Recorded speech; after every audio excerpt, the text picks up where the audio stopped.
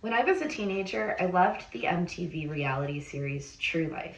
In this series, MTV would chronicle interesting individuals with interesting characteristics, such as I got drafted to NFL or True Life, I live in a terror zone. One day I stumbled upon the episode True Life, I have OCD. Now, if you're like how I was as a teenager, OCD meant the hand washing disorder. It meant being obsessively neat.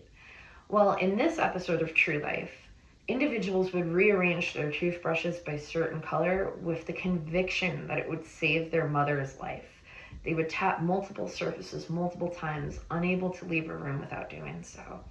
I was shocked, and my eyes were really opened to the intricacies of this disorder. And what's more important, it paved the way for me to get a diagnosis myself.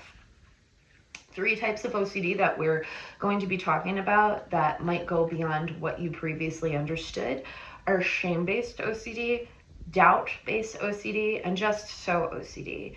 I did use these categories and examples heavily influenced by OCD for Dummies, which was published in 2023 by Laura Smith and gives a really great breakdown on the different types and focuses. So the first type is shame-based OCD, and this is something I personally struggle the most with. It's a belief that our thoughts hold power beyond control, and that simply thinking something will cause it to become reality. An example is if you're swimming with your child and have an image of holding them underwater and drowning them, all of a sudden you think that's going to happen. Terrifying, right? It causes people afflicted by this to oftentimes isolate themselves and avoid situations where this might be a trigger. Scrupulosity is a type of shame-based OCD in which obsessions focus heavily on religious disobedience and perceived sin. The second type of OCD that we'll be talking about today is doubt-based OCD. Doubt-based OCD places a particular focus on disturbing yet unlikely outcomes and causes the individual to check and confirm multiple times in order to obtain relief. An example would be returning home to check and make sure the oven was turned off and having to return home again and again, unable to let it go. There's often a hyper responsibility factor in this doubt-based OCD where you feel illogically responsible for those around you and taking care of them and ensuring that they're safe.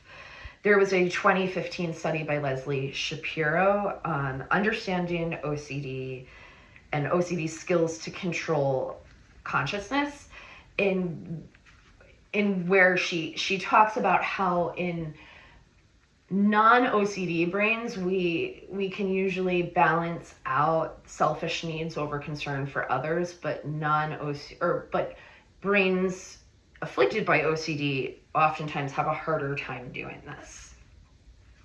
The last form of OCD that we'll be talking about is just so OCD. Just so OCD oftentimes focuses on a need for symmetry, specific arrangements, meticulous ordering, and there's really 2 types of this. The first one is focused mostly on symmetrical balance. This could mean if you're working out, you might have to work out extra long to make sure both sides of your body and the muscles are balanced completely right. This is caused, there was a study by Christine Lochner in 2016, Symmetry, Symptoms, and OCD, in which case she was able to contest that this type of symmetrical fixation is based on overwhelmed neural circuitry in people with OCD, which makes labeling an idea or a feeling as done really, really difficult, hence the compulsion loops. The second type of just so OCD would be repeating and rereading. This could mean that you reread the same paragraph in a textbook 8, 9, 10 times in order to fully absorb the knowledge. Again, this kind of plays into not being able to label it as done and move on. In conclusion, I do feel that it is important to understand all the forms of OCD.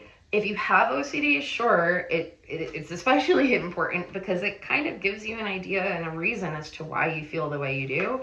But it's important for those around, even if you're not struggling with OCD, to understand what people around you might be going through and to develop that empathy.